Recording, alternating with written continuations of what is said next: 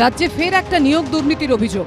এবার public service commission বা পিএসসির প্রশ্ন ফাঁসের অভিযোগ উঠল, যার তদন্তভার সিআইডিকে দিল কলকাতা হাইকোর্ট।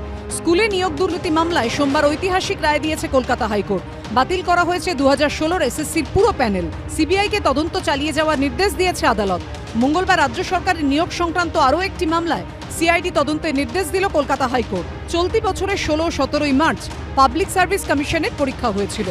খাদ্য দপ্তরে সাব ইন্সপেক্টর পদে 480টি শূন্য পদের জন্য প্রায় 12 লক্ষ চাকরি প্রার্থী পরীক্ষা দেন।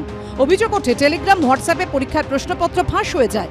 পরীক্ষা বাতিলের আবেদন জানিয়ে হাইকোর্টে মামলা দায়ের হয়। মঙ্গলবার বিচারপতি রাজশেখর মান্থা এই মামলার তদন্তভার দেন সিআইডিকে। বিচারপতির নির্দেশ, এডিজি সিআইডি নেতৃত্বে তদন্ত হবে। রাজ্যের বিভিন্ন থানায় দায়ের হওয়া সব এফআইআরেরও তদন্ত করবে সিআইডি। এর পাশাপাশি খাদ্য দপ্তরে সাব ইন্সপেক্টর পদে সম্পূর্ণ নিয়োগ প্রক্রিয়ার ওপরই অন্তর্বর্তী স্থগিতাদেশ জারি করেছে হাইকোর্ট। 22 মের মধ্যে সিআইডি